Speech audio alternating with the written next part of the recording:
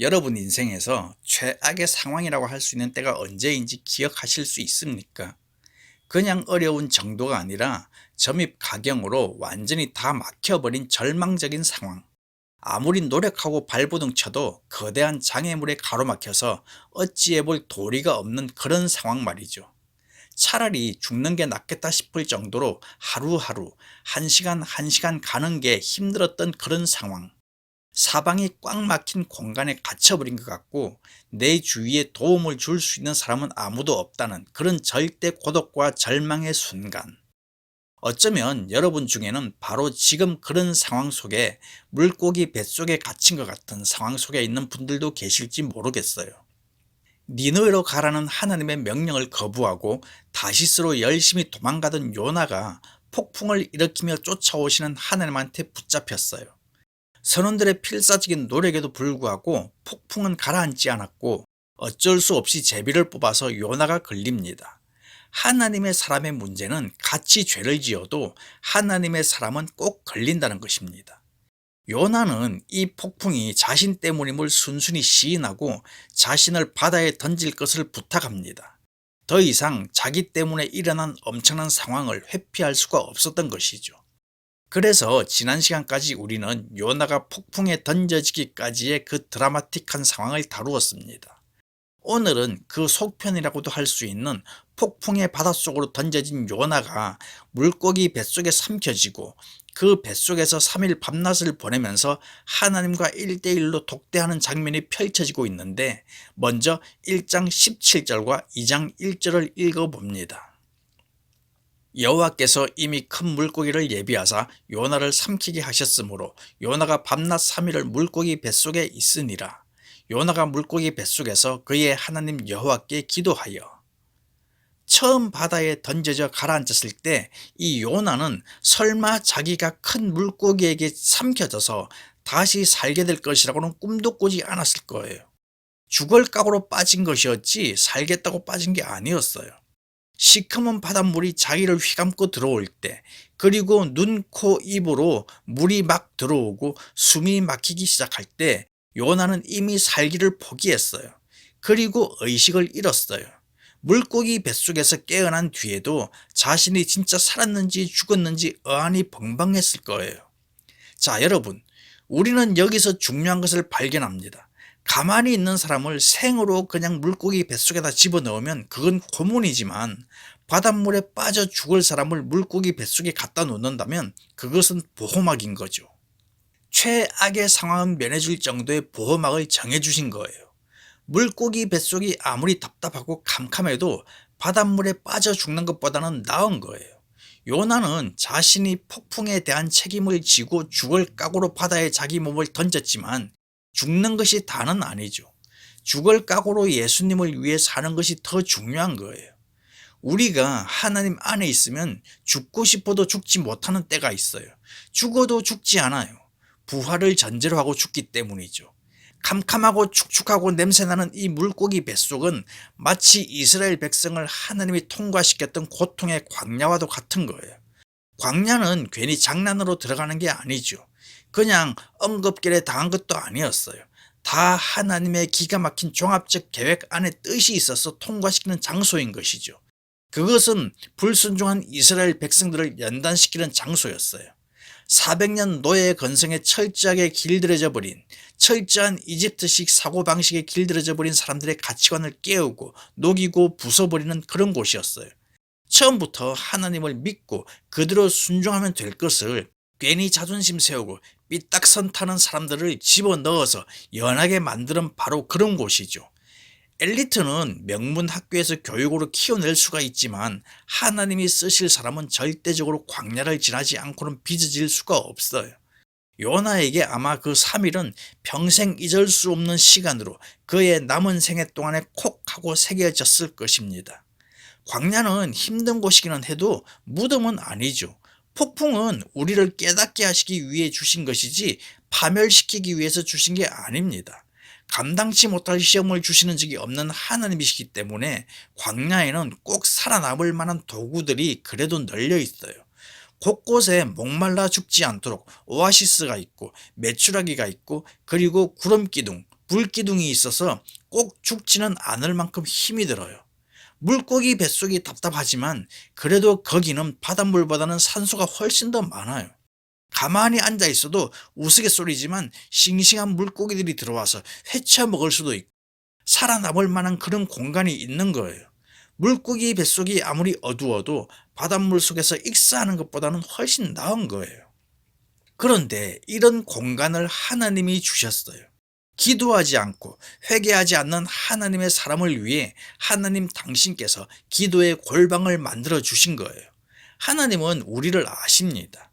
우리의 마음의 생각까지도 감찰하시는 분이 하나님이시죠.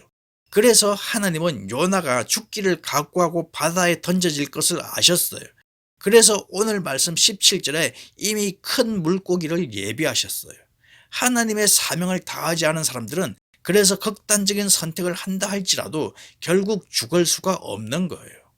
여러분, 기도란 뭘까요? 그것은 하나님이 사역하시도록 공간을 남겨놓는 거예요. 비록 그곳이 물고기 뱃속이라 할지라도 그곳은 공간이죠. 내 영혼이 숨 쉴 수 있는 마지막 공간인 것이죠. 죽음과 삶, 세상과 천국 바로 그 사이에 그 공간 속에서 인간은 기도하지 않으면 안 되는 상황 속으로 빠지게 됩니다. 바로 그곳이 광야인 거죠. 그래서 광야를 통과하지 않은 사람은 진정한 기도를 뽑아낼 수 없는 거예요. 무슨 수로도 영혼의 생명수를 뽑아낼 수 없는 거예요. 그래서 2장은 물고기 뱃속의 요나의 기도를 다루고 있어요. 그런데 여기 가만 보면 하나님과 독대하는데 하나님은 한 말씀도 안 하시고 전부 다 요나 혼자 말하고 있어요.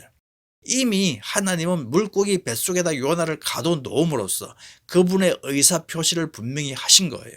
이제 요나가 깨닫기만 하면 되는 거예요. 자, 그런데 요나가 기도하기에는 최악의 상황이죠.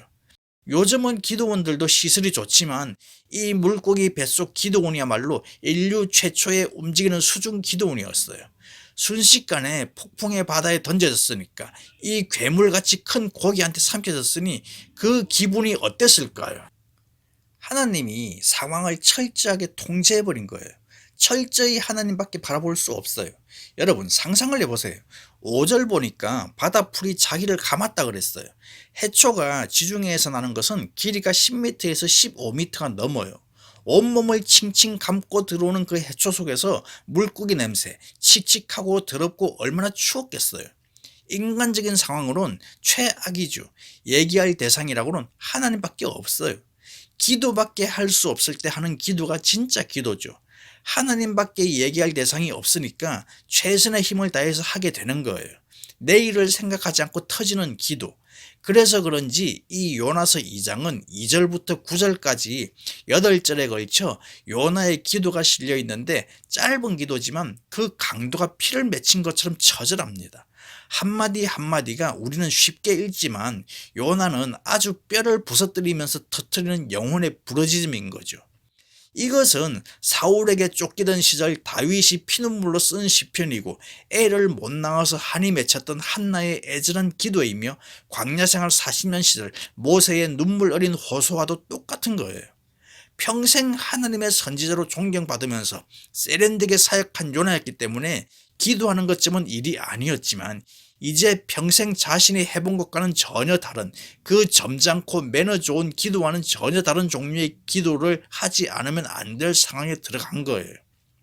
기도는 그렇게 여러분 폼나게 하는 게 아니죠. 진짜 하늘과 땅을 움직이는 이 기도는 물고기 뱃속에서 하는 거예요. 우리의 인생에서도 이 고난이 극에 달하면 도저히 아무 생각도 나지 않아요. 요나는 지금 아무 생각이 없었을 거예요. 힘도 없어서 기도하고 싶은데 무슨 말을 해야 될지를 모릅니다. 그런데 바로 이때가 진짜 기도가 터지는 때인 거죠. 로마서 8장 26절에 보면 누군가가 기도할 수 없는 나의 영혼을 딱 잡아서 그때부터 대리운전이라고 하죠. 그렇게 기도해 주는 거예요. 우리는 마땅히 기도할 바를 알지 못하나 오직 성령이 말할 수 없는 탄식으로 우리를 위하여 친히 간구하시느니라. 너무 슬프고 힘들어 어쩔 수가 없을 때 딱 안으면서 같이 탄식을 터뜨려 주는 거예요. 그러면서 나를 끌고 갑니다. 이것이 하나님의 대리운전입니다. 그렇게 하나님이 안고 가시는 거죠. 여러분, 기도가 안 나올 정도로 힘드십니까? 걱정하지 마십시오. 그냥 엎드려 있으십시오. 성령께서 여러분을 끌고 말할 수 없는 탄식으로 눈물을 닦아주면서 기도로 인도할 것입니다. 여기 2장의 기도는 제가 보기에 요나가 맨정신으로 한 기도가 아니라는 생각이 들어요. 지금 요나는 정신이 없어요. 영혼이 완전히 꺾어지고 자아가 부서지고 생각과 고집이 없어요. 성령님께서 그를 잡았어요. 그리고 요나의 입을 빌려서 터뜨려 주는 거예요. 2장 2절 읽어봅니다. 이르되 내가 받는 고난으로 말미암아 여호와께 불러 아뢰었더니 주께서 내게 대답하셨고 내가 서울의 뱃속에서 부러졌더니 주께서 내 음성을 들으셨나이다. 내가 받는 고난으로 여호와께 불러 아뢰었다 그랬어요. 하나님의 이름을 불렀다는 거예요. 그런데 요나가 언제 하나님을 불렀습니까? 성경에는 하나님을 부른 내용이 없어요. 그럼 요나가 지금 착각하고 있는 것입니까? 그런데 가만 보면 그 정황은 찾을 수 있어요. 먼저 바다에 던져지기 전에 사공들에게 꾸지람 듣고 추궁당할 때 요나의 심경이 어땠을까요? 제가 어렸을 적에 선생님에게 숙제 제대로 안 했다고 야단 맞고 벌 받을 때 그때 속으로 하나님을 부른 적이 있어요. 창피스럽고 난감한 이 상황에서 나를 건져달라고 그렇게 속으로 기도했던 적이 있어요. 저는 분명 요나도 사공들 앞에서 그랬을 거라 믿어요. 또 하나 있죠. 바다에 던져지는 순간. 사람이 아무리 악하다고 해도 하나님의 사람은 자기의 생명이 다하는 순간이 오면 하나님을 부르게 돼 있어요. 요나도 분명 바다에 던져지는 순간 속으로라도 주여 나를 용서하옵소서 그랬을 거라 믿어요. 어쨌거나 여기에서 우리가 발견하는 사실은 하나님이 자기를 부를 때 그걸 거절하면 나중에는 자기가 어쩔 수 없이 하나님을 부를 수밖에 없는 상황이 온다는 거예요. 하나님이 그렇게 요나야 요나야 그랬을 때는 열심히 도망가던 요나가 이제는 자기가 하나님을 찾아오고 있어요. 하나님이 여러분을 찾아올 때 그걸 거절하면 여러분은 언젠가는 하나님을 찾아올 수밖에 없는 상황으로 내몰리게 돼 있어요. 아쉬운 거 하나 없을 때 진실하게 하나님을 불렀으면 좋았겠지만 미안하게도 인간은 그렇게 순수한 동기로 세련되게 하느님 앞에 찾아오지 않아요. 다 나 좀 살려달라고 치사하게 그렇게 나오는 거예요. 믿음이란 다들 어떻게 보면 치사하게 나오는 거예요. 그래도 괜찮아요. 유치해도 괜찮아요. 살려달라고 하십시오. 서울의 뱃속이 물고기 뱃속인데 이 서울은 지옥을 상징하는 말이죠. 지옥과도 같은 상황 속에서 부르짖는 기도. 우리가 기도하면 하나님이 들으십니다. 우리가 부르짖으면 하나님이 응답하십니다. 그게 하나님의 약속입니다. 하나님은 우리가 기도하기를 원하세요. 기도하는 자의 소리를 들으시기를 원하십니다. 저는 여러분의 입술이 기도하는 입술이 되길 축복합니다.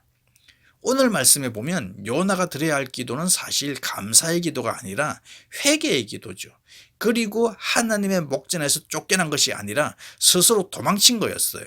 요나가 정신적인 충격이 컸는지 그의 기도에 억지스러운 부분이 있지만 그래도 기도했다는 게 중요한 것이고 그런 기도를 하나님이 들으신다는 것이죠. 그 기도가 어떤 기도입니까? 그 내용 3절과 4절입니다. 주께서 나를 깊음 속 바다 가운데에 던지셨으므로 큰 물이 나를 둘렀고 주의 파도와 큰 물결이 다 내 위에 넘쳤나이다. 내가 말하기를 내가 주의 목전에서 쫓겨났을지라도 다시 주의 성전을 바라보겠다 하였나이다. 요나는 자신이 처한 위기 상황을 마치 하나님이 만드신 것처럼 표현하고 있어요. 요나는 지금의 상황을 오해하고 있어요. 요나의 오해는 두 가지입니다. 첫째는 3절에서 고백하는 것처럼 하나님이 요나를 위기에 처하게 했다는 것이죠. 일반적인 해석은 하나님이 불순종의 대가로 요나를 위기에 버려두셨다고 볼 수 있지만 정작 그 위기를 자초한 사람은 요나 자신이죠. 하지만 요나는 그가 처한 상황에 대한 책임을 하나님께 돌리면서 하나님이 그를 깊음 속 바다 가운데에 던지셨다 말합니다. 3절에 주의 파도와 큰 물길이 다라고 하는 말은 원어를 풀어서 해석하면 모든 당신의 파도와 당신의 물길이라는 거예요. 이 말을 3절에 연결해서 보면 당신이 나를 이라고 하는 숨은 뜻이 있어요. 하나님 당신이 나를 큰 파도가 있는 깊은 바다에 던지셨습니다. 둘째, 4절에서 요나는 내가 쫓겨났을지라도 하면서 마치 자신이 하나님에게서 쫓겨나게 된 것처럼 말하고 있어요. 이것은 여전히 자신의 상황에 대한 책임을 타인에게 돌리고 있는 거예요. 하지만 1장 3절을 보게 되면 요나가 하나님의 목전에서 쫓겨난 것이 아니라 스스로 도망친 거였죠.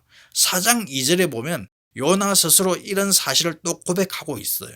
그럼에도 불구하고 요나는 그가 죽지 않고 살아난 것을 확인하고는 당당하게, 한편으로는 뻔뻔스럽게도 주의 성전을 바라볼 수 있겠다는 고백을 합니다. 요나가 이렇게 상황을 자신에게 유리한 쪽으로 해석하는 이유는 자신에게 깊이 박혀있는 하나님의 선민이라고 하는 고정관념 때문이었어요.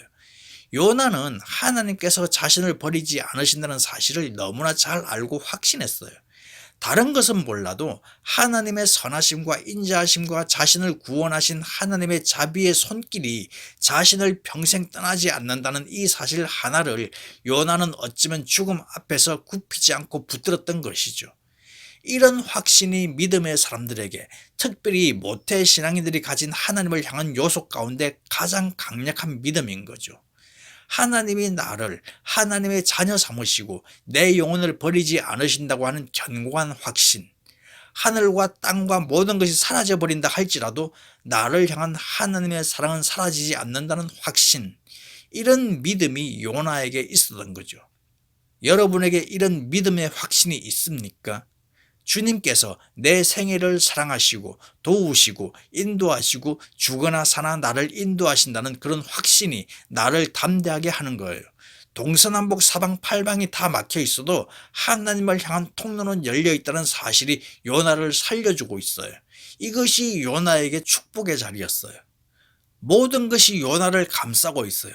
모든 환경이 요나를 죽음의 구렁텅이에 몰아넣고 있어요. 그러나 그 모든 것들 가운데에서 하나님께서 요나를 건지셨어요. 요나가 살아나는 장소가 물고기 뱃속이었어요. 예수님께서 살아나신 표적의 장소였어요. 물고기 뱃속. 그곳은 다시금 요나가 하나님과 올바른 관계를 회복할 수 있도록 하셨고, 눈물과 탄식과 애통으로 하나님 앞에 전 인격을 가지고 나아갈 수 있는 복된 은혜를 허락하시는 자리가 바로 요나에게 있었는 물고기 뱃속이었어요.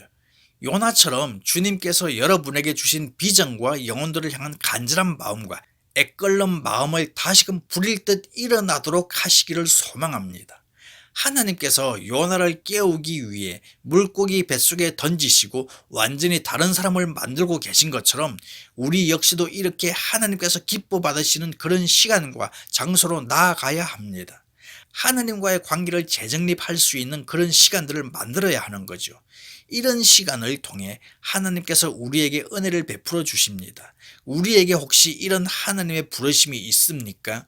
하나님의 인도하심이 있다면 그 자리로 가까이 나아가실 수 있기를 축복합니다.